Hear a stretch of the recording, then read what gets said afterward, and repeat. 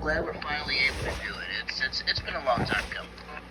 Right, we're just glad to be here. We're going to talk about Forbidden Door. We're going to give our final thoughts on it. We're going to run through the Money in the Bank predictions real quick. And we got a couple 4th of July matches coming up, especially. So, hopefully, this is our test. So, hopefully, everything goes right with our recording here. And I'm going to have a lot of editing to do. So, yeah. But it's all good. It's a part of the game. Of course. So, it's not going to mess me up here if I click the Chrome to go to our match card, will it? Oh, no, not at all. Not at all. Okay. You're still with me, right? Yep, still there right we here go. With your brother. All right. So which match are we up first? Which card are we covering first? All right, we got the Money in the Bank. We got the Women's Tag Team Championships on the line. We got Ronda Rousey and Shayna Baszler defending against Raquel Rodriguez and Liv Morgan. Liv Morgan came back earlier than we expected. Yeah, I remember she was injured, wasn't she? Like some shoulder injury, something like that? Yeah, man, she was injured. And, I don't remember what exactly injury it was, but she was injured. Oh, wow. She was out for a little while, because I remember Raquel was teasing having a different partner for a little bit. Right. And, they've been having this. They've been trying to do this match. They keep having them retain. I think this is the time where Raquel and Liv finally get the belts. It's clear that people do not want Ronda Rousey as a champion, even a tag champ. It's so bad that like rumors are even circulating about Ronda going back to UFC, even though she never will. But it seems as if WWE fans have kind of rejected her to the point where that's kind of where she is now, to where it's like, okay, they're trying, the bookers are trying to get her over, but it's just not working. Yeah. And we're, of course, hoping that our internet holds up here, because we know how that goes for me. Oh, yeah, no doubt. But, yeah, man, it just seems like Ronda Rousey is just not getting over. Same with Shayna Baszler. Seems like as a team, the fans just don't like her. Right. Quick question. My air conditioner isn't too loud in the background, is it? No, I don't even hear it. Okay, that's good. I'm very paranoid because this is our first time, and I'm trying to make sure that everything goes right. Oh, don't worry. You're good, man. Because part of the process is, one thing about podcasting is that over time, things will get better. So you never have to worry about anything. Right. And next, we got Intercontinental Championship. Gunther defending against Matt Riddle. I think it's very clear on who's winning here. Yeah. Yeah, I think it is pretty clear. Gunther's going to have the longest reign as Intercontinental Champion. He's already broken the record, I believe, right? I don't think so yet. Okay. I know he's pretty close. Though. But I think the only person really should be in conversation is somebody like Damian Priest beating him. But, yes.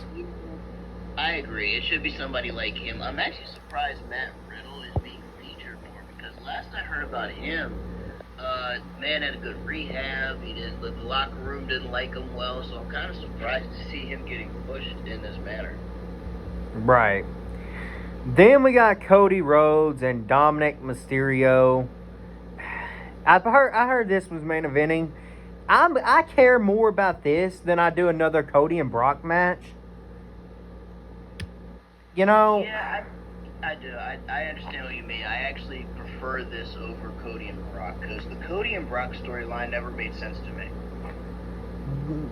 It's just, I don't even. It happened out of nowhere. And we all know Cody and Brock's going to fight at SummerSlam. We all know Cody's going to beat Brock at SummerSlam, so.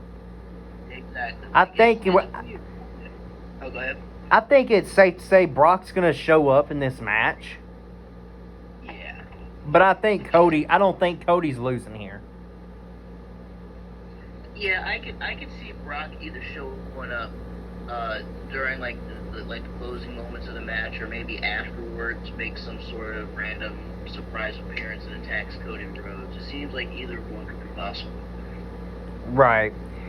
Then we got Becky Lynch and Zoe Starks, Zelina Vega, Bailey, Io Sky, Trish Stratus in the Money in the Bank ladder match for the women's briefcase. And you know Io Sky's in this. Not only that, they also put in Zelina Vega in this. You know I'm going to have fun with this match. But I'm not being biased when I say this. I think it's very clear that Io and Zelina are the only two in this conversation. Yeah, it seems like they're the only two that really make sense. And the only other one maybe is Trish Stratus, because of the whole thing with Zoe Stark. Maybe Zoe helps her out and does something with Becky Lynch that, pulls her off the fucking ladder before she can catch her or something like that. But those are the only ones that make sense. Either Zelina, Io Sky, or maybe Trish Stratus. Bailey's definitely not going to win. Zoe's not going to win. Those two are kind of there for storyline purposes. But, yeah, it just kind of feels like it's going to be either Zelina, Sky, or it's going to be Trish Stratus. I think Trish and Becky's going to fight at SummerSlam, so I don't even see this happening. I could see maybe, Becky screwing over Trish, or Trish doing something like that to Becky. Maybe Trish and Zoe do that to Becky, they team up on her during the match, and then they just never make it there or something like that. So it could easily come down to Bailey, Io Sky, and Zelina. At that point, Zelina and Io make the most sense. Bailey is there's no real. The only thing they can really do with her maybe is maybe a little. Well, they kind of already broken up kind of the group anyway, but there's not much they can really do with Bailey, so yeah, it's gotta be either Io or Zelina. I'm probably gonna, if I had to pick one though, I'm probably gonna go with Io, because it probably makes the most sense. Yeah, especially with Asuka as champion though.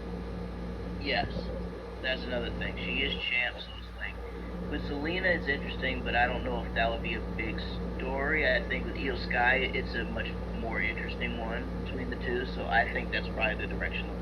Then we got Ricochet, LA Knight, Shinsuke Nakamura, Santos Escobar, Butch, Damian Priest, Logan Paul. And listen, can I before we dabble, here's my thing about it. I know everybody would love to see LA Knight walk away with this briefcase. Right. But I'm going to be the first person to say this. As much as we love LA Knight, as much as the fans love him, right, it makes 0.0 sense for LA Knight to win this.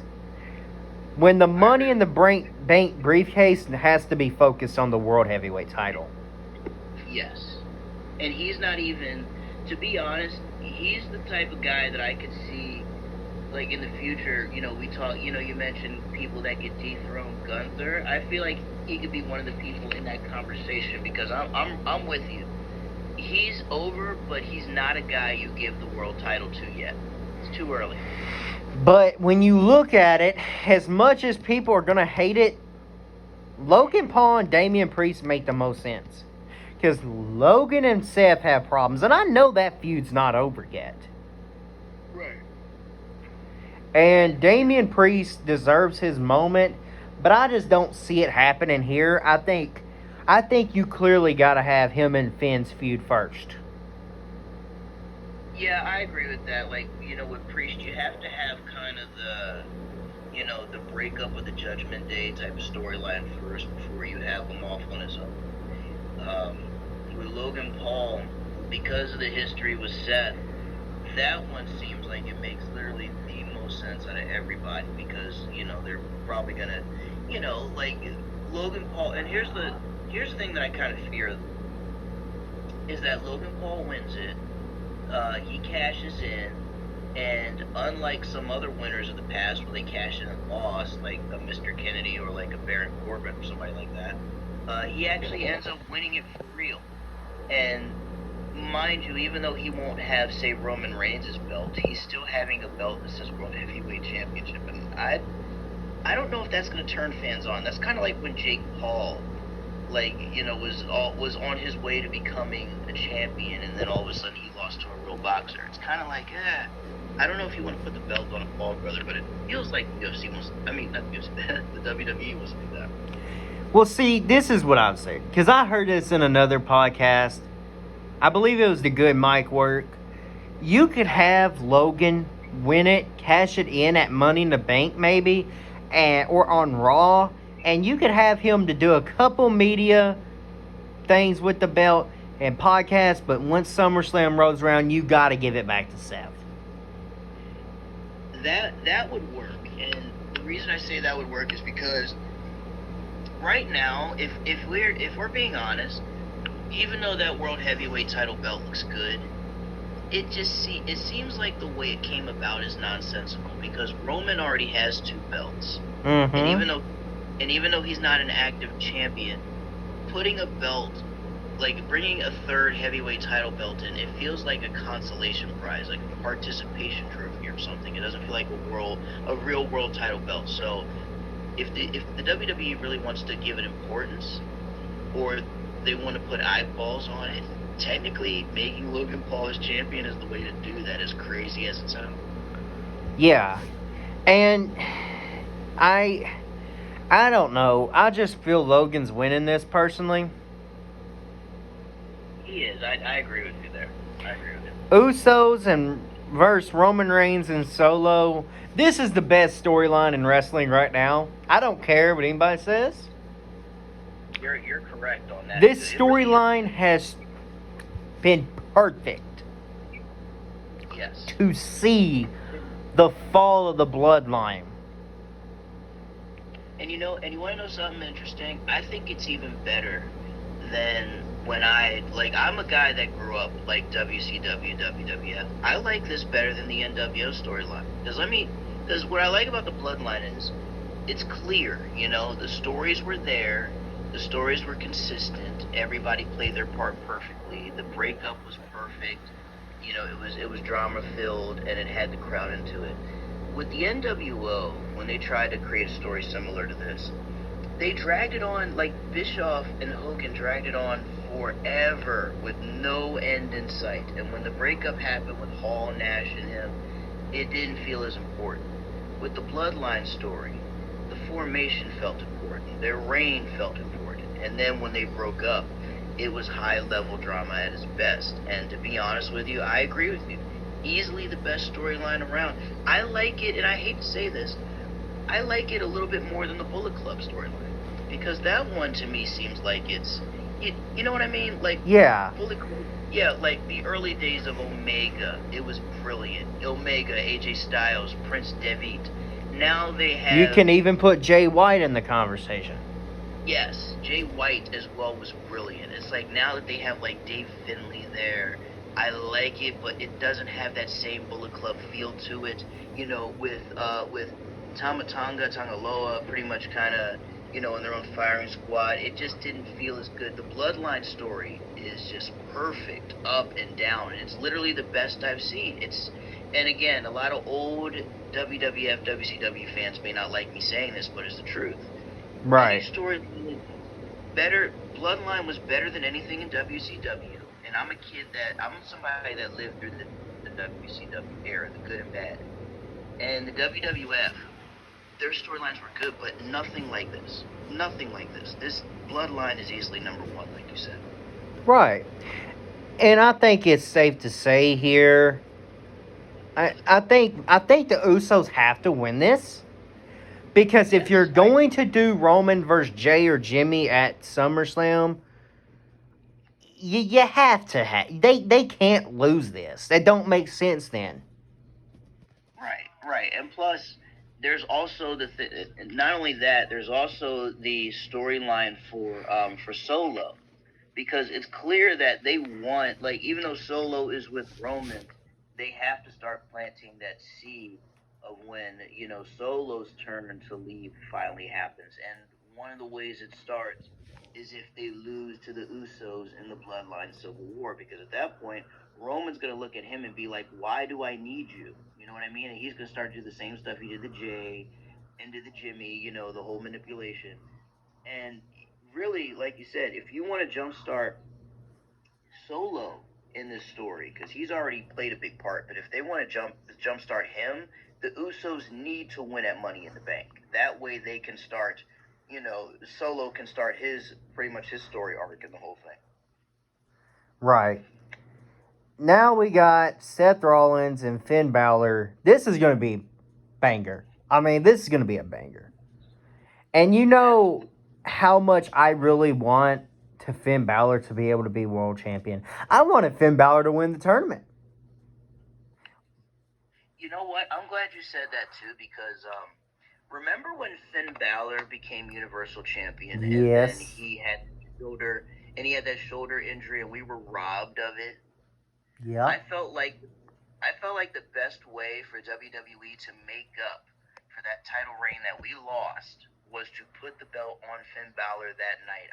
When him and Rollins had their match in the tournament, I was like you. I wanted Finn to win because I'm like, okay, now we can give Finn a proper title run because we were robbed of the Universal title run. Because if you think about it, after he won it, he was never really connected with the belt anymore after that, you know? Right. Yeah, so like this was the way to kind of put a belt on him and make him feel important. So I agree with you 100%. He should have won the whole thing, in my opinion, because Seth really didn't need it because he's kind of over without it. You know what I mean? He's like one of the more over guys in the company. Right. Well, you think of babyface in wrestling right now. Seth Rollins, Cody Rhodes, LA Knight. Even though he's a heel right now, I think you can add Bryan Danielson to your babyface deal. You know what? I would, and to be honest with you, I think after the match with, you could add him to that. I agree with that because for him, it was crazy his run in the WWE when he was a face. It was so insane, man. It was, to be honest, probably some of the loudest crowd ovations I've heard before the new talent. Like, this new crop of guys in the WWE are awesome. But before they came along, Bryan Danielson he ruled it as a face. Right. And I mean, he's still babyface in his media scrums. I don't know if you listen to the media scrums, but he is babyface in the media scrums. He is. And you know what? What is interesting to me is when I saw his scrum after Forbidden Door, like some of the interviews he did after that, he was really facing it up, and it was a direct contrast to what the Blackpool Combat Club's all about. So yeah, for Daniel Bryan, it's like he's naturally a face. Right. Now let's get into some Forbidden Door thoughts. We ain't gonna go match for match. I think we can just kind of share our final thoughts with it. Personally, I think match of the night was clearly Ospreay and Omega.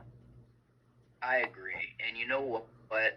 Not just match of the night, can I be honest with you? That was one of my favorite Kenny Omega matches of all time. It was my favorite Will Ospreay match throughout his career. To me, I liked it better than the one they had in the Tokyo Dome, and I love that match to death. I love it to death, but I felt like this one topped it. And you know what's crazy about it? When they added in Don Callis, like the storyline with Don Callis trying to, get over on Kenny Omega, when you added that tie-in of Don Callis, the whole night looking at Ospreay like, hey, go ahead and beat this man for me, please. And then, pretty much Don is right there to make sure it happens. It added a lot to it because it was a lot more emotion added to it because of the story with, Omega and with Don. So for me, it added to it, and plus their match alone, I like literally both men bled. The spots that they pulled off were pretty crazy, and there was one spot in particular,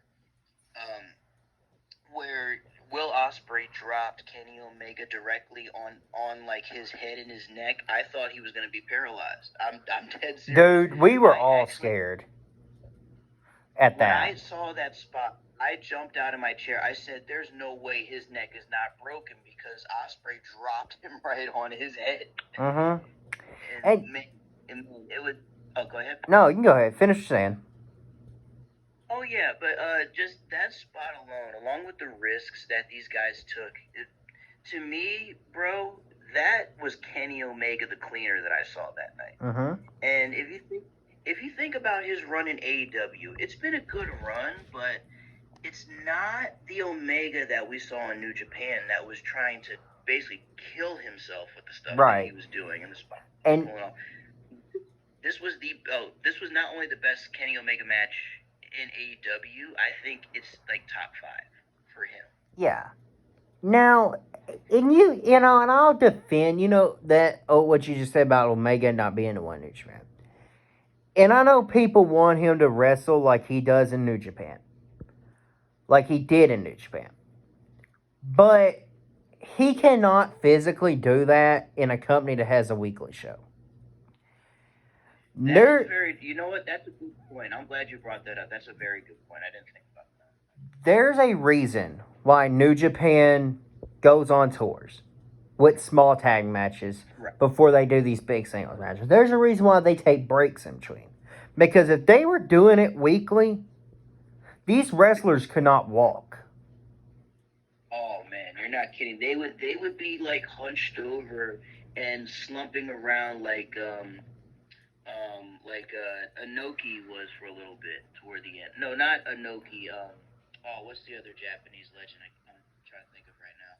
Oh no, it is Inoki. It is Inoki.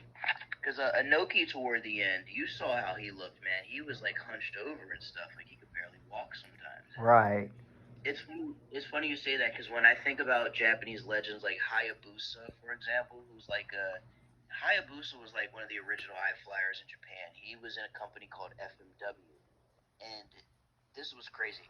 They used to have a weekly TV schedule in Japan at FMW, and basically Hayabusa had a lot of like high risk matches like Omega, and during one of those weekly tours and weekly shows they did, Hayabusa was exhausted, running on like no sleep, kind of the WWE schedule.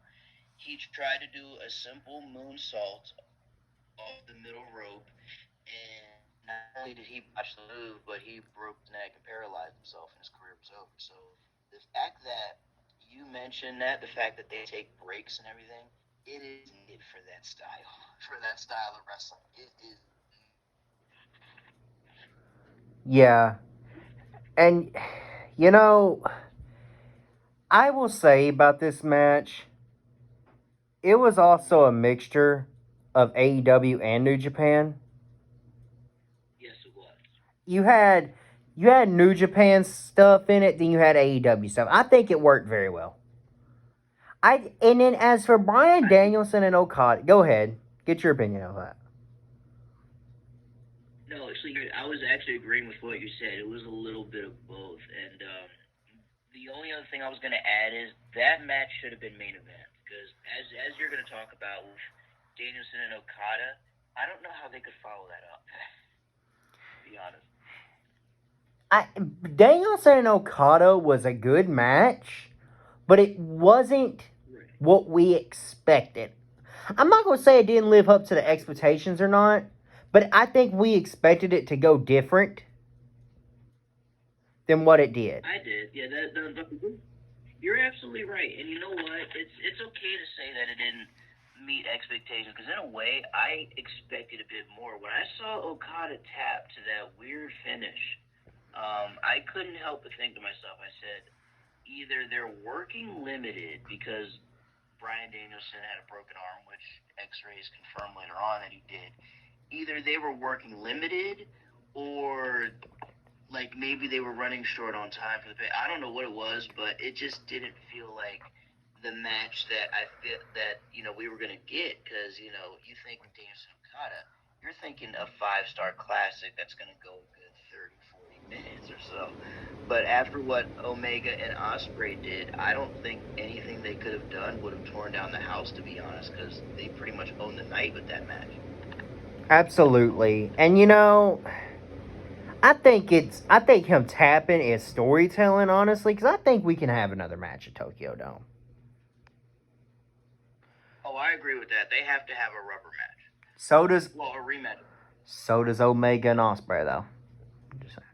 Ospreay has to beat Omega a third time, in my opinion. I agree with that because if you think about it, Ospreay pretty much was the guy that picked up the reign when Omega went to AEW. So for Ospreay to really get that career rub like that he needs for his own resume, he needs that second win against Omega in the third match because their first two matches were bangers. Arguably, the one in AEW is probably the best match. Actually, it is the best match AEW's ever had. They've had some bangers, but nothing like that. And honestly, there has to be a third match. And you know what? I would love it to be at the Tokyo Dome. Absolutely. Now, I think they have to go back to where the rivalry started in order for them to end it. You know what I mean? Yep, absolutely. Now let's go ahead and get in some of these little small matches coming up. Well, I shouldn't say small because these are gonna be some good ass matches. All right, let's get into it. But you got Willow Nightingale and Julia. You know what? I'm impressed with Willow Nightingale. Very good worker. Always been fun to watch, like Ring of Honor and whenever they have her on AEW. That match she had with Sasha, by the way, not Sasha, Mercedes Moné, excuse me. By the way, I hope she is okay because that was a nasty fall she took in that match. Yeah. Yeah, very nasty. I hope she's not out for. It was a shame we couldn't get her for Forbidden Door because that would have been like money right there. But her and Jamie both. I think that's probably would have been the match that we were gonna get was her and Jamie, because I think Jamie probably would have beat Tony if Jamie weren't injured. That is very true. I agree with that 100%. And you know what? One thing I can say about Willow is I actually credit her for how she was able to finish that match with Mercedes because after that fall, normally you'll see a referee throw an X up and they'll just end that thing. But they're like, nah, we'll go ahead and finish it. So Mercedes is tough. Willow is a great worker. I think that's going to be a good match coming up. Yes. And Julia, okay. We don't even have to sit here and talk about Julia. Julia is phenomenal. Right. I mean, I don't care if you watch Stardom or not. You need to watch Julia matches. I would, and you know what? I'm glad you recommended her because while catching up with Stardom, Julia is a treat, and I do have to catch up on her matches. So I hope those that listen to this do the same because when it comes to women's wrestling, she's actually she's like a good one to watch. Yes. Her and Siri back in December, oh my God. That good, huh? That nobody could stop Siri. Oh, wow. Not even you, Tommy Hayashida. And I know you know Siri because of the MMA background. Yes, absolutely. But when I tell you, that was phenomenal. I kind of wish we could have got a longer red belt reign with Julia. I get they're trying to push her and Tam Nakano's story more. But, to be fair and to be honest, I think you should have waited off till December to do that match. But, it is what it is. It's Bushi Road. it's Bushi Road and Rosie. You know how it goes. We see it with New Japan. You're going to see it with Stardom. That's very true. Then we got Kenta and Eddie Kingston. Look, I think Eddie Kingston got to get this. He needs that belt. He does, man. And you know what? What I like about Eddie Kingston is that he's been around in the game a long time, and he goes back to a generation where a lot of people were still doing crazy stuff in wrestling, whereas they were taking a lot more risks, and the bumps were a lot more like lifelike and dangerous. So Eddie comes from that era, which is why a lot of people are like, "Oh my God, this guy thinks it's he treats it like it's real and legitimate." Eddie's as real as it gets, and honestly. If he were to win the belt, it's going to be a culmination of a very long career that's been through all sorts of ups and downs, whether it was Shikara, CZW, ROH, TNA, now in AEW at the end of his career. He needs this. You know what I mean? He's a guy that really needs this. And he's the one that beat Jay White to leave New Japan Pro Wrestling. You gotta have him beat Kenta here for this belt. That makes sense. I forgot he's the guy that beat Jay White and sent him to AEW. Right. So honestly, so it only makes sense. Like you said, but go ahead. No, I just think this is going to be a banger. It is because Kenta always brings it too, man. I've always been a fan of Kenta's, not just from New Japan, but I remember when he did venture to Ring of Honor for a little bit back in the day, Yes.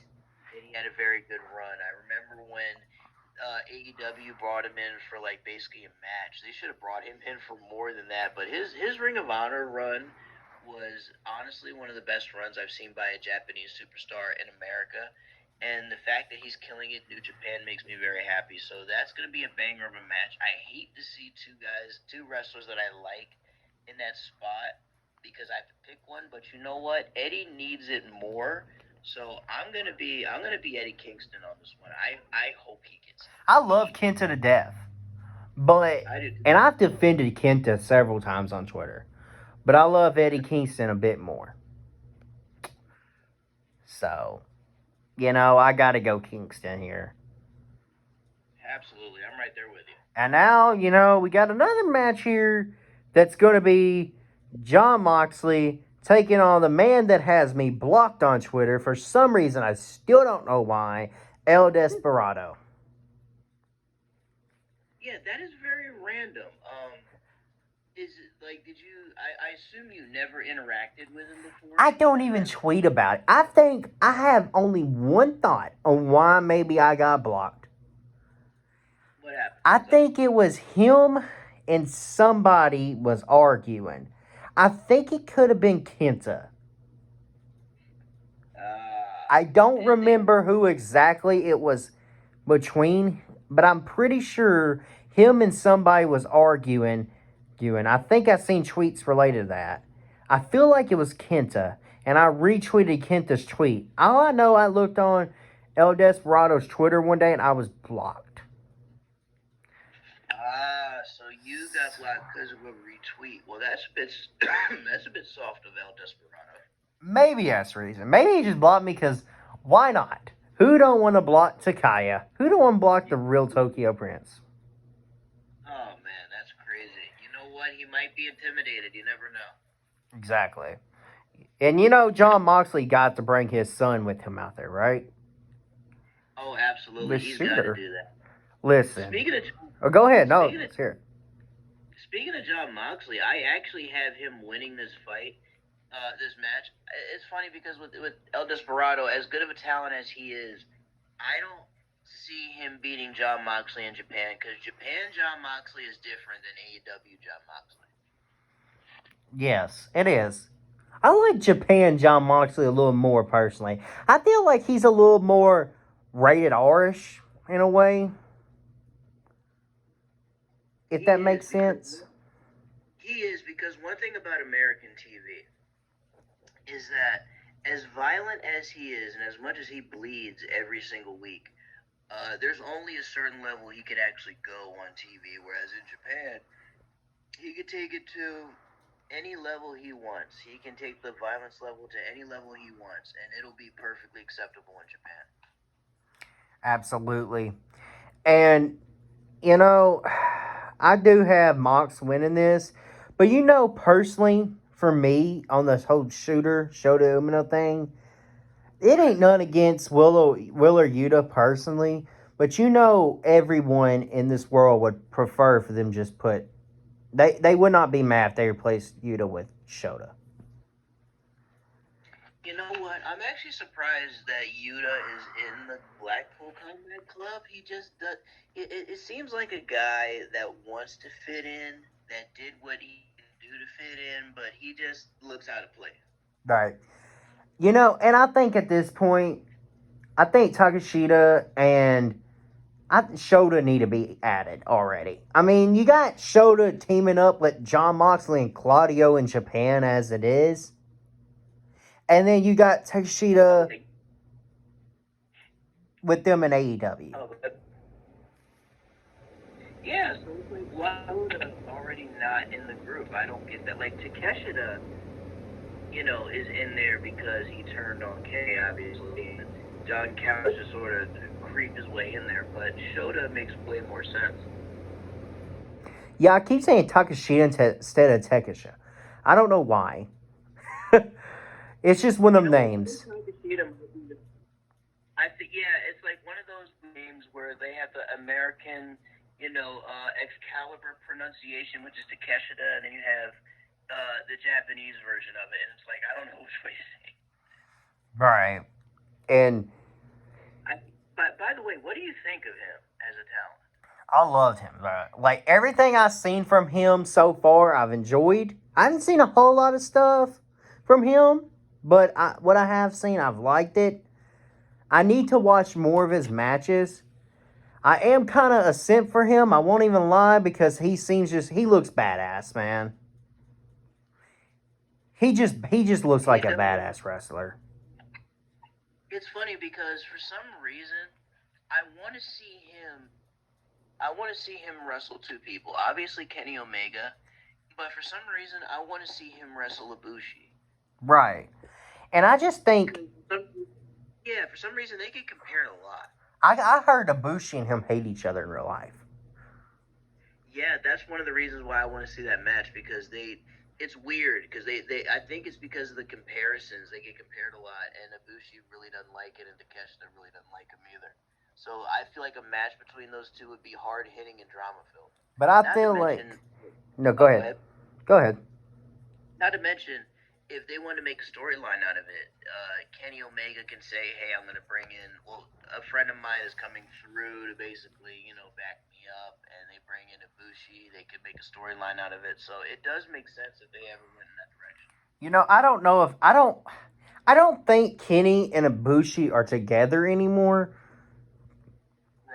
But I wouldn't mind if they were, because Golden Lovers is just, that's phenomenal. They're a phenomenal team. I agree. One of the best one of the better duos, I would say, in New Japan. There's some really good tag teams there, but as far as just duos, those two are amazing. And if they were, like, legitimately a couple in real life, I'm pretty sure they were at one point, because everybody says they were. If that is true, they were a great wrestling couple then. Probably the best wrestling couple. Just saying. Probably. Just saying. But I think with Takeshita, bro, you automatically get King energy with him, because, he looks like a wrestler. He looks like he's ready to go in there and whoop somebody's ass. He's one of the more... he's more on the handsome side, and wrestlers a lot of times will get put over for their looks too. Right. And because they get crowd attention for their looks. It's like Roman Reigns, because people find him attractive.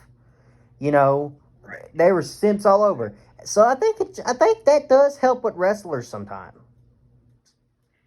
It definitely takes them a lot further than some, because there's some wrestlers that look really good, but they don't have talent, but you can tell they got to where they were because they mostly look good. Right. I think Takeshita, he has all of it down, though. I think he has all of it down, especially with the black, leather jacket. He looked like he fits the Blackpool Combat Club. I agree, man, and it's funny because he gives off the energy that he can really stand alone, like just him and Dawn, like you said. It's weird seeing him in the group, but he could definitely stand alone if he wanted to. Right. But, so, yeah, I think Money in the Bank's going to be a banger pay-per-view. WWE has not missed this year. They haven't, man. They've been hitting it out the park this year, and I gotta say, this is the most effort I've seen them put in a long time. If I'm being honest, I think I lean more towards the WWE pay-per-views this year than I did the AEW ones. Oh, no doubt about it. And the Bloodline story has been the center of it all. And NXT is just, oh my God. NXT has been doing fantastic work. They have, man. It's been a lot easier. You know what? I found NXT to be a lot easier to watch now that they kind of had, well, they don't really have Vince's fingerprints all over it, so to speak. He's still trying to mess with Raw and SmackDown, but with NXT, it doesn't feel like a show that's being changed at the last minute. People gave it a lot of hate for being 2.0 and Sean just having all the control, but I feel like it's like they're building people on who's actually going to be stars on the main roster versus people who's going to be stars in NXT but then go to main roster and just die off. Exactly, and that's what I like about it a lot. That's why it's a lot more watchable to me because, like you said, we're now finding out who's good, who isn't. It's not just people being waited to die on the main roster after getting like pushed for a week. You know what I mean? But Right. I'm with you. NXT a lot more watchable these days. And I think it's like Carmelo Hayes is a star, Braun Breaker's a star, Dragon Lee's a star, Wesley's a star, Roxanne Perez is a star. So you've got a lot of people in there we're gonna have fun with in the future. Yes, like you said, those names are already making a big impact, and the fact that it's only going to get better. Absolutely. And I want everybody, to check out your channel. Hit the subscribe button over in his channel. I'm gonna leave a link to it in the description. Follow on Twitter at RH Fight Club, I believe. Isn't that right? Yep, RH Fight Club. Also follow Jackson at RH Wrestling, as well as Tokyo Teenager, I believe. Absolutely. We're trying to grow our, the wrestling page too. The MMA and boxing part is down, but me and Jay are trying to work on the wrestling part too. And I'm grateful to have, the Rush Hour Fight Club to help give me this opportunity and to kind of help sponsor it.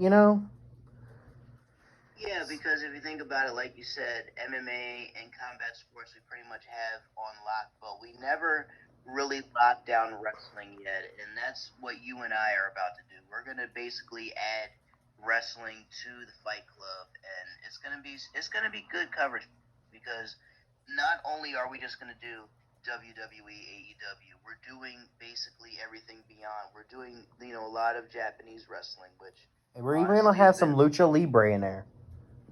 Absolutely. I would love to throw some lucha libre in as there much as I love Japanese wrestling and as much as I love Japanese culture, but something that a lot of people don't understand, or a lot of people may not know, I should say. Everybody knows I love Japanese culture, and that is 100% true, and I love Japanese wrestling, but I also love Spanish culture and Spanish wrestling. So, I love lucha libre as well. I'm glad you do because I too am a lucha libre guy, and I feel as if those two art forms usually get ignored by a lot of casual fans, but fans like us are here to kind of bring light to it. Which is sad because guess what country pro wrestling started in? Mexico. Yeah, that's very true. I mean, hey, some of the biggest stars came out of Mexico. The longest running company in wrestling right now is not NWA, it's CMLL. You know what? That is very true because I believe NWA, they hit a state like they started, I believe, way after CMLL. Like CMLL, they've had guys, they've had legends in the game for many years, like luchadors that people still recognize, even if they don't know the person, they know the mask when they see it. And as much as I love, as much as I have love for your three main wrestling companies, WWE, AEW, and JPW, especially in JPW, I feel like it's our job to kind of explore and talk about stuff outside that, because as much as we love top three, we also got to give some love to other stuff. And as much I may not be a big Impact head no more, because I was more so TNA, but right. Alex Shelley's the world champion. You cannot get mad at that. As somebody that watched old school TNA back when it was TNA on Spike TV, it made me happy to see him as world champion because that's a guy who truly deserved it. He's another example of a lifer in the company that deserved it. Not just a Chris Sabin, not just Bobby Roode, not just James Storm. Alex Shelley was literally one of the cornerstones of the X division. So for him to finally get his due as world champion, it was much deserved. Personally, I feel like he deserved it way more than, say, a guy like an Austin Aries, who never, he acted like he was bigger than it. But for Shelley, he's the guy that, in my mind, he's an example of a lifer that deserved the belt. And I was actually happy to see it. Absolutely, and I think we're going to get him and Sabin at Bound for Glory. I don't think Nick Aldis should win at Slammiversary, because if you're going to have Nick Aldis win, why let what's his name? Who had the belt before Alex? I believe it was it Steve Macklin? Yes, yes, it was. Yeah. Yes. Why let him just lose the belt to Shelley if you're gonna have him lose to Nick Aldis? I feel like. I Right, think and Shelley has to have that big challenge retain. I agree with that. And one other thing about Nick Aldis, even though I'm a fan of his, the one thing I've always connected him with was the Dixie Carter on TV era in TNA, because I remember when he first debuted, he was just a guy named Brutus Magnus. Meanwhile, they did Sting and Kurt Angle fighting for the world title. And by the time Nick Aldis was in the world title scene, TNA was long removed from what it used to be. So, even though I watched during that era, I always see Nick Aldis as the world champion that I never saw. You know what I mean? Because I remember TNA from the glory days. Yeah. But, and I think, and you say the same thing with Deanna and Trinity. I think Deanna needs to retain. You can let her lose the belt to her at another show. I feel like in the first match, Deanna needs to retain. Yeah, to be honest with you, I agree with that. I like Deanna Purrazzo. She's actually one of my favorite. That is. I have a fine line between a Deanna fan and a Deanna simp, but she is phenomenal.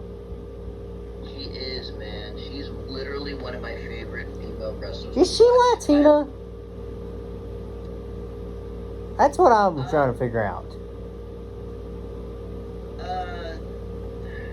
It's tough because that last name Purrazzo, I don't know. I thought maybe Italian when I first saw it, but I don't know. It might either be Italian or Spanish. It's one of the two. Either way, she looked good. She's a great wrestler. She's took on all challengers. I think you say she may be the greatest knockouts women's wrestler, along with Gail Kim.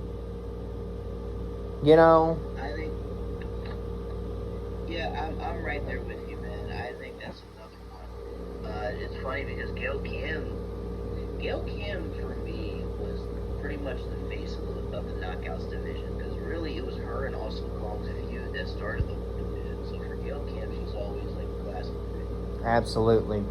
Well, you got anything else you want to add, Jay, before we hop on out of here? You know what? I do want to give a shout out to a company that you and I talked about a little bit. We messaged about. You actually told me about what they were doing. MLW. I want to shout them out because I had a chance to watch MLW's weekly show. By the way, they have it back on YouTube. They took it off YouTube for a while. They had it on some cable channel that I don't think anybody had, but they put their shows back on YouTube. And I've been able to catch up. And I have to say this: if there's let's say if WWE wants to continue the Bloodline story, I'm gonna need them to bring in another Samoan for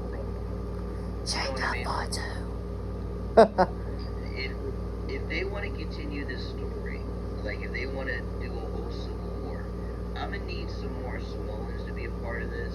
And the first Samoan I want a part of it is MLW's own Jacob Fatu. Absolutely.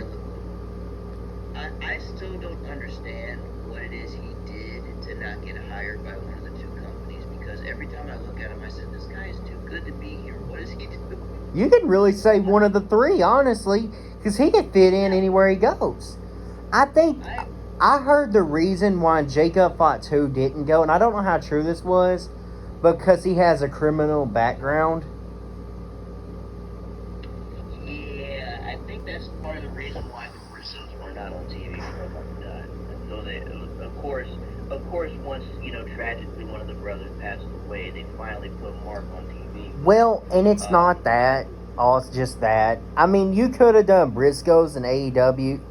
Briscoes did New Japan. And I think you could have done Briscoes and AEW long before you actually did. But WWE never worked out because they're two country boys walking around with their Confederate flags and all that. And some fans, that's not going to set well with when it comes to the wrestling. And you have another side of fans that okay, that's just them. They've always done that. You have some fans it's okay with, some fans it's not. Yeah, it's like if it's a part of the character, then it's not really much of a problem. But like you said, for some, like for the TV executives, they always feel some type of way about it. Yeah. I think it wouldn't have been okay in WWE. Ring of Honor didn't give a damn. It clearly. New Japan didn't give a damn. But AEW and WWE, I don't... Well, AEW, maybe it would have been alright. Because you had people that were diehard Briscoe fans and were used to it. But WWE, it would never been okay. I don't think. Not just that, but remember, AEW allowed Nick Gage with a pizza cutter to be on TV. True. True. That man robbed the bank while he was high just to get more drugs. So if they allow a bank robber on TV, I don't see why they can't have Fox News there. Absolutely, man. I'm with you on that. And you know what? I gotta say though, MLW, for those that ever want to check it out on YouTube, they finally put their full shows back, their weekly shows.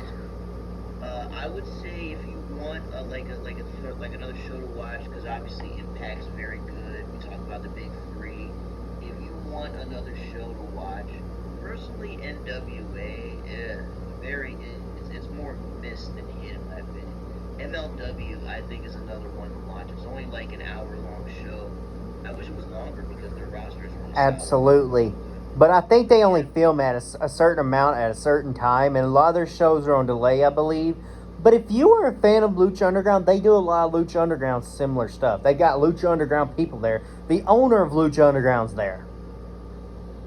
Yeah, Cueto, Dario Cueto, that was right. I remember him, and it's funny, they had a storyline where they were bringing in a lot of the people from Lucha Underground and bringing in luchadors from CMLL, AAA, and Crash, and they were putting on some amazing matches there. Like they had, they had like pretty much every luchador you could think of there, pretty much. So I think MLW is certainly worth the watch, especially if you want to see a lot of luchadors like kind of make their footing in America before they end up on AEW like Alpha Kingo or NXT like a Dragon Lee. MLW is good because they bring in a lot of them. I saw Dilmy Exo and Taya Valkyrie, and I saw Dilmy Exo win that title, and that was pretty cool. And I don't even know her, but she seems like she's going to be a very fun wrestler, so... I agree, man. I agree. And it's funny because I think they had Johnny around. I don't even know if you remember this, but Johnny recently had like one of those influencer boxing matches, like where they have like YouTubers and TikTokers box each other. Johnny actually got in the ring and knocked out one of them for real, and then he went to an MLW taping like days after on top of the world. It's crazy to me that that Johnny Impact, or Johnny TV, I guess is his name now, Yeah. is still able to name for himself in MLW. Absolutely. So definitely a show worth talking about. But hey, man, great to be on the show this week. We're gonna have a lot to talk about because Money in the Bank tomorrow is gonna be lit. I'm gonna be watching Money in the Bank. I am gonna be live for the UFC. However, I'm gonna have Money in the Bank on my screen. Well, Money in the Bank comes on early, too. So let's keep that in mind, everybody. And... True. It was 3 p.m. Eastern time last I checked. And, you know, me and Jay, we're going to be back. Probably next week. We'll probably find a day next week that works. After the 2 weeks after that, I'm going on vacation. But who knows what we can come up with. I hope everything worked out with the stream. If not, okay, it is what it is. This is our first take. So, hey, we're grinding. And plus, even so, man, we're going to get it right either way because, trust me, folks, this podcast, the Rush Hour Wrestling Pod, is going to take off this year. Right. RHW is going to be your news source And for wrestling. And the best part is we give honest opinions. We don't give opinions that you'll hear like a lot of biased opinions from a lot of people that usually do shows like this. We usually just are very honest, and we usually just try to keep it right down the middle. So Absolutely. this show, Jackson is an incredible host and an incredible writer. I am here as co-host. I'm also here as the Rush Hour Fight Club founder. So obviously I'm going to do what I can to help push this forward. But yeah. folks, make it time for because Jackson is going to be a big time writer and force in the wrestling community, no doubt about it. And Jay's a great boss, you know. And we were trying to work between his schedule for tonight and my schedule for tonight to bring this to you, but I think we made it work. We had fun. And we did, man. We did it. And the part is, we're going to keep going next week. We're going to find another day. We're going to find another day where we can get together and do this. And the best part is, it's going to take off because Jackson does incredible work. And obviously, I do some good work over here as well. And together, we're gonna take Rush Hour to new heights. And plus, my guy, this is a good way for you to launch your career in terms of covering wrestling. Because honestly, you do a good job of it now. Now this is the level where you can take it to the next step, and you can start to really get your name out. And my articles are well written. I run everything through grammar websites and everything. Everything I have to make sure I need to do so it looks professional. But like I said, I'm going to leave a link to the channel, to Jay's channel, to Jay's Twitter, to the Rush Hour Wrestling Twitter, to my Twitter. Jay, thank you for allowing me to get the opportunity to do the wrestling coverage for you. We're going to take this to new heights. For that being said, Jay, thanks for joining. Jay Smooth and the Tokyo Prince, Takaya, we're out.